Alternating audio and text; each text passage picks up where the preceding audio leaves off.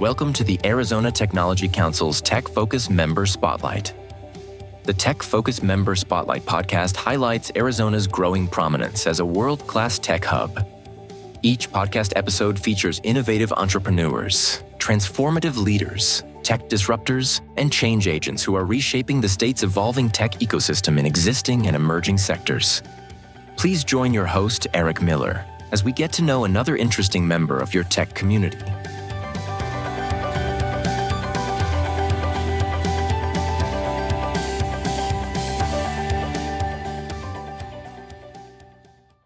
Welcome to Arizona Technology Council's Tech Focus Member Spotlight. The Council's podcast highlights the innovators, entrepreneurs, and tech leaders shaping Arizona's thriving technology ecosystem. I'm Eric Miller, principal and co-owner of PADT Inc. And today I'm sitting down with Manny Turan, CEO of IR Labs. IR Labs is a US-based company that specializes in the design and manufacture of custom cryogenic systems, infrared detectors, and cryostats for use in scientific, astronomy, and industrial applications. Founded in 1967 and headquartered in Tucson, Arizona, IR Labs provides highly specialized solutions such as bolometers, dewars, and turnkey detector instruments. They work closely with researchers and OEMs to deliver high-precision, low-temperature instrumentation that supports advanced imaging and sensing technology. And that's the company, and a bit about the man. Manny Turan is an award-winning business leader, engineer, and entrepreneur with a deep expertise in innovation, technology, commercialization, sales, and marketing. Throughout his career, he has successfully launched hundreds of projects, supported the growth of established companies, and helped startups achieve sustainable revenue, including work with IR Labs. And also, as the founder of Profectory and host of the Profectory podcast, Manny guides high-potential entrepreneurs and business leaders to master both the market and their mindset. So I'm very excited to have a conversation with you. I'm not going to nerd out about cryogenics, but maybe sometime we can talk about it a little bit more from a technical standpoint. But we sometimes work on cameras, so it's an interesting part of what we do as well. But let's get started. First of all, welcome. Thank you very much for having me on the show. Really appreciate it. Yeah, a real pleasure. But let's start off with just kind of, that's a varied background. You do a lot of things. You wear a lot of hats. So why don't we explain, to our listeners the story of how you got where you are? What was your journey? Yeah, my journey, just like maybe a lot of folks, was somewhat accidental. Mm-hmm. A lot of people I know are very structured in how they planned their university life, their career life. Everything is kind of planned. Mm-hmm. I'm more of a loose framework kind of guy. Great. And so I was born in Tucson, but I was raised in Douglas, Arizona, Mm-hmm. out in the sticks. And I came from a family of business owners, entrepreneurs, and I was the first in my family to go to college. So I kind of thought I had to go to college. It was sort of, almost not really forced to, but I was pushed to go. Mm-hmm. And I didn't know what I wanted to do, but I didn't know what I didn't know. So I did engineering. I figured, Great. I like technical things. Ham radio operator. I'm a Boy Scout. So I was tinkering. And so I went into the engineering space. I would say I enjoyed the concepts and I enjoyed the technology, Mm-hmm. but I did not enjoy the schoolwork. Yeah. And I finally made it through college. And after a year of being a quote engineer, I went into the sales and marketing domain and fell in love with business. Right. And so from that point on, my story is really varied in the industries that I've been able to work with. Mm-hmm. Always kind of taking the sales and marketing approach for a long time. And then ultimately went into leadership. Mm-hmm. And now having run a couple of companies, I really enjoy the aspects of, you want to call it maybe a business engineering, right? Half Mm-hmm. engineering, half business. I love that. I mean, that's definitely a lesson we've learned here at PADT is, somebody that's got an engineering background that wants to do business. Oh my gosh, it's a win-win when you're in this space. That's such a cool thing. So I usually ask how you end up in Tucson, but it sounds like you're from there. So that's cool. One of the things you talk about that I've heard you speak about before and in some of the notes is that you're a very strong advocate for entrepreneurship. And it sounds like you've come from a family of entrepreneurs, right? So, what are your thoughts on how entrepreneurship fits into kind of the U.S. economy and makes the U.S. what it is in some ways? Yeah. So this is going to sound super trite, but it's also super true that small business is the backbone of America, backbone of the economy worldwide. Yeah. And for every major company, be it Raytheon, be it GE, be it Ford, whatever, it all started with an idea Mm-hmm. and an entrepreneur that was in their garage, basement, what have you. Mm-hmm.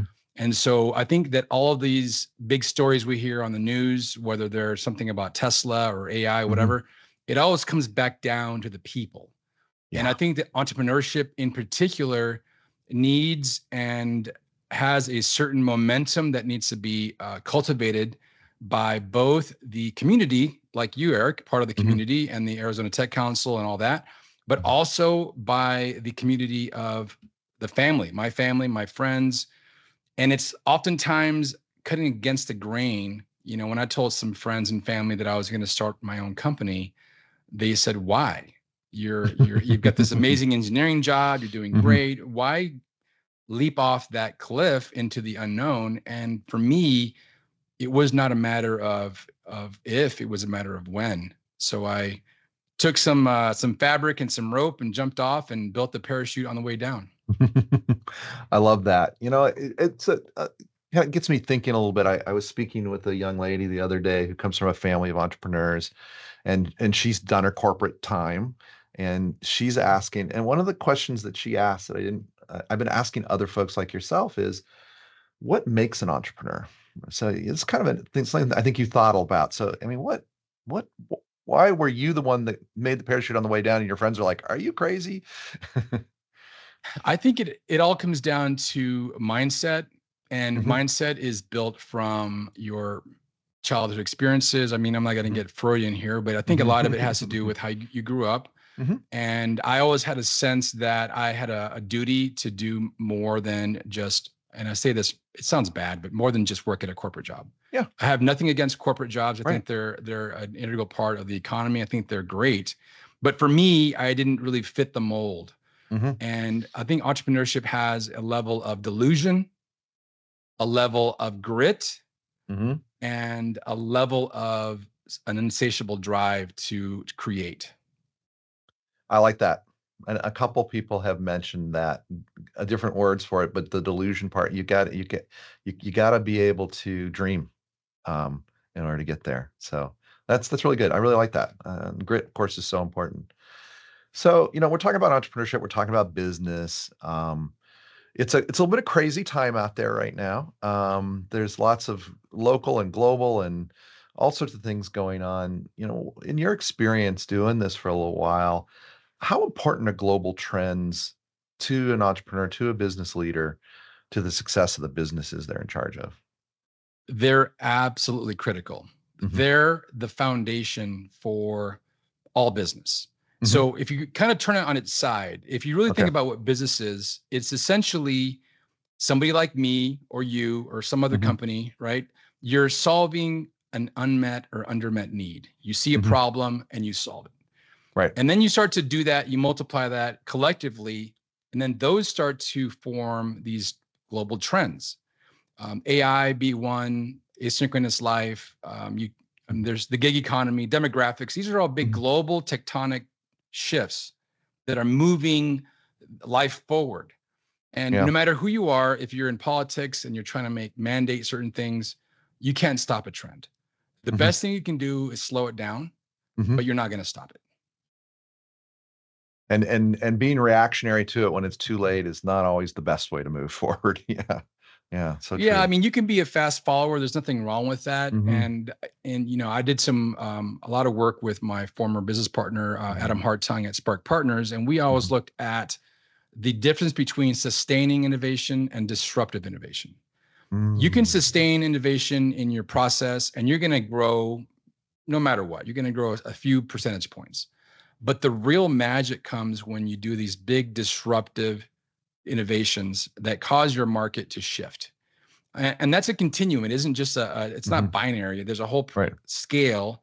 And so if you hear something about AI, if you would have heard something 4 years ago and you would have leaned into that, you would be so much further ahead than 99.9% of everybody now that's catching up. I mean, I'm a kind of a laggard in many ways in some things, but in other ways, I'm an innovator, and just depends on what we're talking about.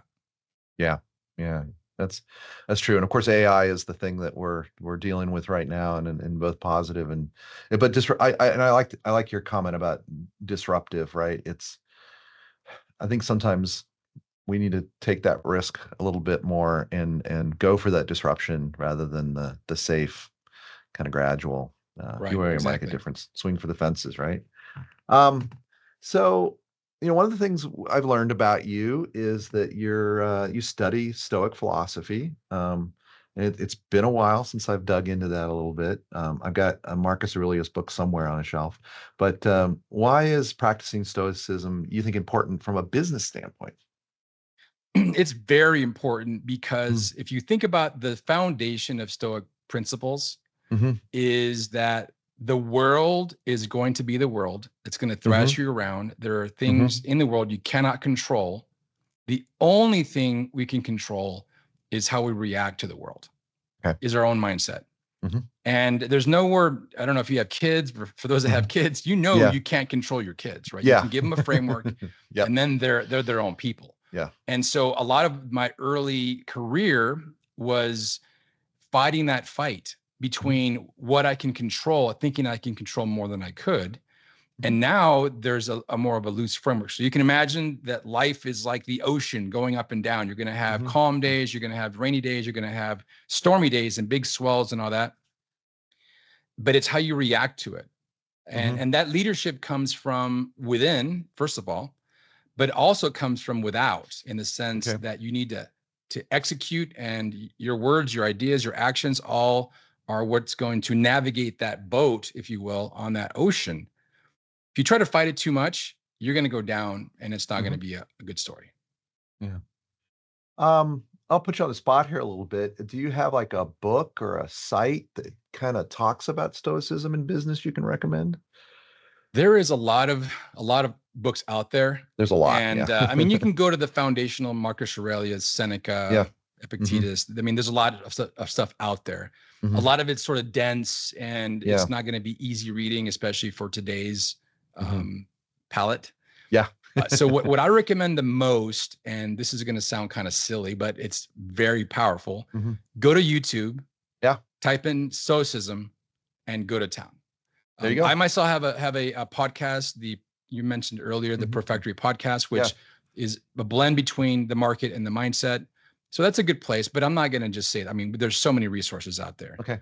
Okay. and fundamentally, it is a way to redefine your mindset, Hmm. so that when not if, when Hmm. these troubles come, you can deal with them in a very calm, measured, and discreet manner.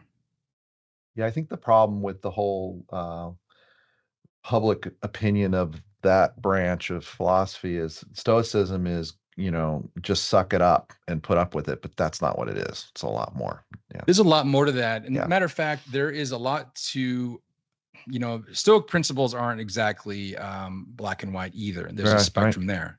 Yeah. So my personal philosophy has a little bit of more Buddhist elements, in the Hmm. fact of meditation and mindset.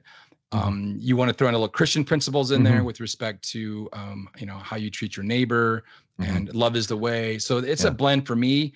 And I That's think great. as human beings, we all have this beautiful opportunity to create whatever blend we want, Hmm. as long as it doesn't hurt other people. There comes my libertarian roots, Yeah. and being able to basically create your own reality. And Hmm. especially if you're a leader, Hmm. allowing people around you to create their own as well. Yeah. Well, and it's a good point from a business standpoint in that these are things as a leader you need to pay attention to. What that is for you may be very different for everybody listening, right? Very But true. um, you should probably think about it. These things are important. These tools are important. These ways of looking at the world, these lenses are really important. So, yeah, All of them. Yeah. we could talk the whole time about that. I'm Oh, sure. fascinated I'm by sure we could. it. um, so let's change that focus a little bit, kind of back local again. You've been in Arizona your whole life. You've seen probably a lot of change in the business community, and I mean, I've been here for coming up on 40 years, and I've seen a ton.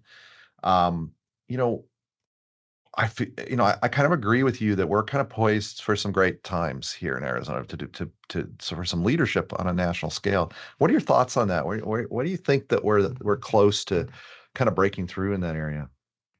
Yeah, I'll start with the global slash national framework, and then I'll kind of dive into Tucson and Arizona in particular. Yeah. So you turn on the news, you turn on social media, and it's bombarded with all kinds of negativity and, pending war and all this madness and the administration, plus or minus for whatever your, political inclinations, doesn't matter. People have a sense of gloom and doom, but I believe that we're in the best time ever. Okay. We are in the best time ever from a economic standpoint, the healthcare. There's so much going on. And so that's the sort of the global national view. And so I want to preface that because a lot of people have this gloom and doom and, the sky is falling, goes back to the stoicism. The sky's falling, bring an umbrella. Yeah. What do you do about it? Just move on. And could you capture some water and sell it? Yeah. Exactly. And as far as Arizona in particular, I think we are very much poised for growth. On one side, we have this whole element of the semiconductor space, Silicon Desert, if you will, sort of burgeoning. You've got a lot of tourism still strong. Mining is really taking leaps and bounds. A lot of the rare earth and minerals is massive. Higher education, and I'll plug University of Arizona, my alma mater, but also ASU. I'm very close to a lot of folks at ASU, NAU. All of our mature learning organizations are just leading the charge on so many things. Yeah. Yes, we have challenges. Yes, we're lacking water. Yes, there's environmental concerns. Yes, there's humanitarian and all that as well. But I think we have the tools we need to answer some of those big, daunting problems. Yeah. I agree. And I think we're seeing it in the numbers, right? It's just really, really powerful. Yeah. I'm with you on that one. So, to learn a little bit more about you, what is your favorite hobby? What do you like to do when you're not doing the 50,000 other things you do? Yeah. So as a kid, I had so many like discrete hobbies. I mentioned Boy Scouts. I mentioned ham radio stuff. There's so many things I used to play D&D. I was in band. You name it. But I think what I love to do now is I love the outdoors. I love camping. I love hunting. When I'm not doing stuff around the house on the weekend, I'm out there spending time in nature with my family. And it's just, I love reconnecting. And again, a plug for Arizona is that we are in this beautiful state that at least in Tucson, maybe a little bit more in Phoenix, I can drive an hour and be in the middle of nowhere. And it's gorgeous. And yeah, it's hot, but guess what? It cools off. And guess what? It's not hot all year long. Yeah. Yeah. And that heat has its own beauty. I'm reminding myself right now as we get into the middle of the summer.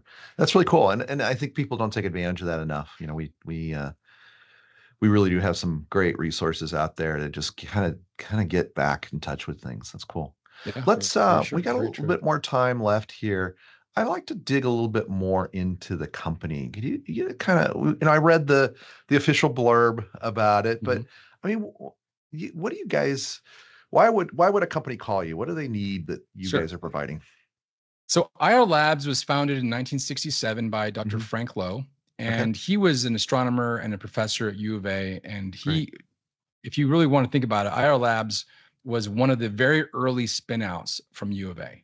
That's right. And he actually created an instrument called a bolometer, which is a way to measure infrared signals to the 10 to the negative 9. So a lot of zeros there. A lot of zeros. And what was interesting is he put this device inside of a dewar, which is essentially a glorified thermos.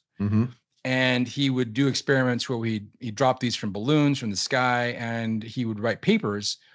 And everybody was interested in the science, but a lot of people were interested in this dewar idea of, what are you doing with this dewar? Why is it still surviving? So he launched this company, and we've been very busy creating these dewars, which are used to hold infrared sensors and other scientific instruments.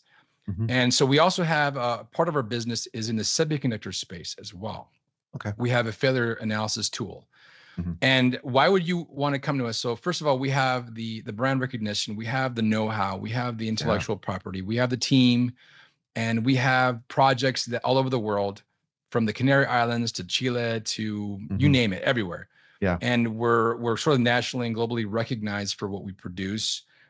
Right now, in particular, there's a lot of interest in cryogenics with respect to quantum computing. I was going to ask about that. Yeah. Went to a conference about 2 months back, and there are these massive systems out there that are sort of leading edge, bleeding edge. And when I talked to my team about it, we looked at one of our kind of older technologies. This was developed back in the early 90s. That is a sort of can almost compete with some of these $1 million systems. We can do that for a fraction of the cost. Excellent. Excellent. Yeah, I feel like they're kind of brute forcing it right now just to kind of get it to work. Well, we got to figure that out. That's the thing. Yeah, I was wondering if you guys were getting into that. So it's exciting. We are. Yeah. Yeah. There's also something called an SNSPD, that is sort of going to revolutionize a lot of telecommunications. There is some nanomechanical things out there. There's a lot of technologies that we enable. Yes. And we have a lot of customers in the university domain, astronomy as well, still very strong. Yeah. And so if you have to make something cold and you need to do it in a reliable way, you should come to IR Labs. Yeah, really cold. Yeah. I'm going to have to look up the camera we're working on right now to see if it's your doer on the back end of it. If not, you've got my number. So I do. I will introduce you to the customer. It's so cool. Anything you want to talk about that we didn't cover before we wrap things up?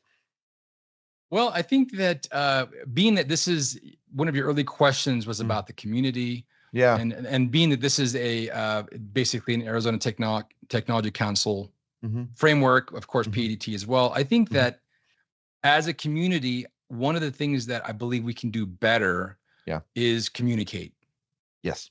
And we have networking opportunities, and there's all kinds of events that you and I have bumped into and all that. But I think that's great.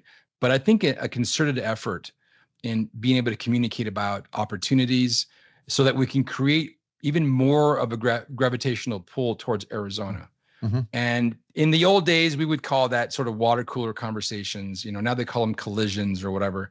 But we have to be very, very direct and with intent.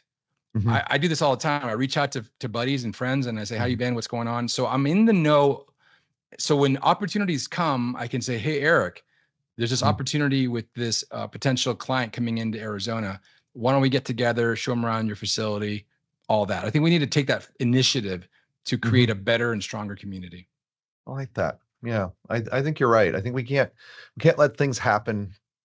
Someone else is going to take care of it, right? If you're a leader in this community and you want to support the community and grow in your own business, you have to take the initiative to help with that. Yeah, I mean, how many times have you been to a networking event, Eric? I've done this. Yeah. You have an amazing conversation with somebody. You exchange cards. You go back to where you came from. You send an email out, and then it just basically fizzles out. Exactly. And so what I'm asking everybody here to do is to be tenacious as hell and just keep on keeping on, right? Get on the phone, send an email, make that connection, and make sure that it continues to flourish. And respond. Yeah, that's the other way. Respond. Yeah. Even if the answer is I'm not interested, please answer the email. Yeah, I agree with you on that. Well, that's great. I love this. Like I said, we could dig deeper into a lot of things, but hopefully this has given our listeners a little bit of a taste of what you're about, what IR Labs is about. And I'm glad you brought up the fact that, we don't think enough about some of our early spin-outs, it wasn't called a startup back then, but our early startups, right? And it's one of the ones that kind of helped create the kind of the foundation of optics down in Tucson, enabling so many technologies. Sure. So, well, I really appreciate your time. That's a wrap on this episode of Tech Focus Member Spotlight. Big thank you for you to come and share your expertise with us today. You're welcome. If our listeners enjoyed this conversation, be sure to subscribe and check out more episodes featuring Arizona's top tech leaders. And today's AZ TechCast was brought to you by PADT. PADT is a Southwest leading provider of engineering products and services to companies that design or manufacture physical products. Our team of 75 engineers, sales professionals, administrators, and technicians is proud to be an ANSYS Elite Channel partner, selling and supporting the world's leading multiphysics simulation platforms, which is why we get involved in cryogenics, is heat transfer. We are also a Stratus as an EOS partner for 3D printing systems and provide product design, simulation, and 3D printing as a service. So for over 30 years now at PADT, we make innovation work. And if any of you listeners out there are interested in being a podcast participant or a sponsor for Tech Focus, contact marketing@aztechcouncil.org to learn more opportunities to further position you as a tech expert, influencer, and innovator. And to learn more about the Arizona Technology Council and how we're driving innovation across the state, visit aztechcouncil.org. So until next time, I'm Eric Miller, and thank you for joining us for Tech Focus. Cheers. Cheers. Thank you.